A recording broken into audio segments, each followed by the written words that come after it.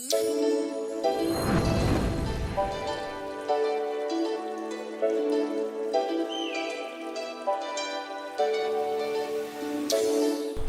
hello again, Oro Valley. We are here today with Mariah Ellis, and she has a business about organizing. Yes. So if your life is crazy and you need help, she's going to talk to us about it. So Yes. Take it away. Thank you, Karen. As she said, I'm Mariah Ellis. The business today is called The Organized Dane. Like the dog, the big dog. It's just for branding. I'm not Danish or anything. Gets a lot of comments, you know. It's cool. Yeah. I like to say that I am a tough love clutter manager, which means I help you regain control of the stuff in your life. It can be home office, attic, garage, storage shed, whatever. I am a non-biased third party that can really help you go through and process your emotions about holding on to a lifetime of stuff. Yes. One of my specialties is downsizing. I have a huge history of Alzheimer's in my family. I've had to do it multiple times for my family. I have great experience with it. So I do downsizing, keepsakes and collections, and I specialize in paperwork.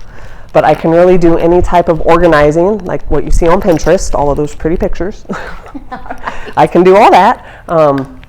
So generally I come into your home or office or shed or attic or wherever your stuff is. The first step is purging. I know no one likes to think that, but that is the simplest way to get organized, is decrease the amount of stuff you have. And then I help you find the best system, color combination, if you want the rainbow style from the Home Edit, if you want clear containers from the Container Store, whatever works best for you, that is my ultimate goal. So I am not the end all be all. My word is not set in stone. We will figure it out until whatever works best for you. Well, to me, that's amazing what you're doing, because there's times as we're getting older that we need to downsize, or we have loved ones that treasure every single thing that they have. Yep. And it's great that a third party can come in and help neutralize all of this. Yep. And it sounds like you're very skilled.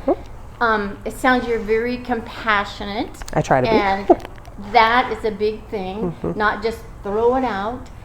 Try to find a loving home for it, so the previous owner will know it's going someplace to be used and loved. Exactly. So, anyway, I for some reason it got me a little emotional, but I just think that this is the coolest thing, and it's nice to have you as a real estate agent. I run into times where I need your help. Yeah. So thank you for sharing this. And again, folks, at the end of this video, she will have her contact information, and we will have some photos of before and after in our write-up so that you can review. And again, you have any questions, Mariah is available to answer them for you. Yes, please reach out with any questions, comments, concerns. So I'm here to help you. So Mariah, share with us what you have. Awesome. Thank you so much, Karen, and thank you all for joining. The business I will be sharing today is called Defense Power.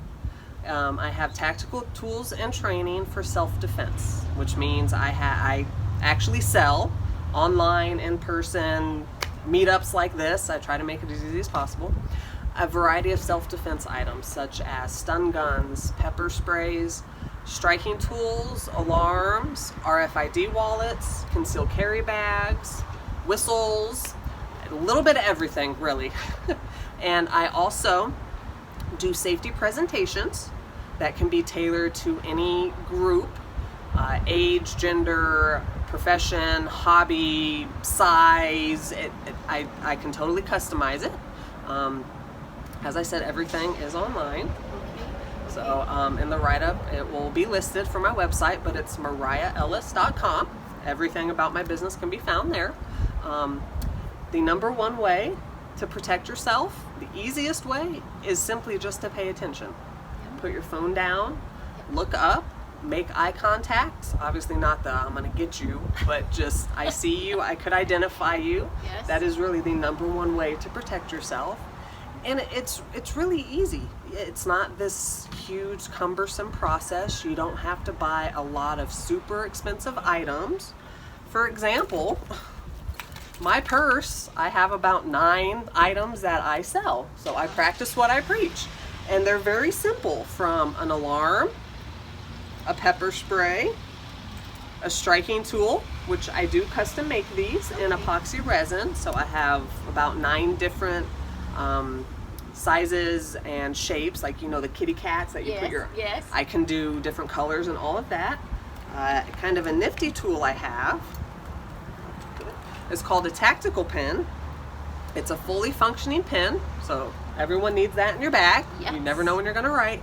It's a striking tool, so it's the same as this little guy that I showed earlier. This one is also a flashlight, and I also have some that come with other attachments like a whistle or a multi-tool, so it kind of really is an all-in-one. It's a great starting to kind of get you into it.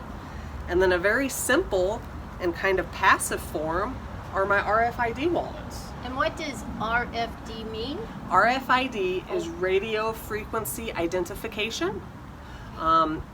Pretty much anyone in the federal employee banks, whatever, the little cards that you just kind of tap and it opens, those use RFID. Okay. And a lot of the new credit cards that are like the tap to pay, that same technology. And it's scary because all you need is a smartphone and the right app, and you can walk by and scan someone's credit card information. Oh my gosh. So we wonder how they're getting our information when we see these crazy charges. Yeah, it may not be where you're shopping. They could just be walking by you in the store. Oh my. So, but all of my wallets block that ability, and I have a ton of different sizes, styles, colors, a little bit for everyone. I even have the stereotypical male wallets too. Okay. So everyone, a little bit of everything, and it's quite easy. All right. And as you can see, we're in the Oro Valley Public Library.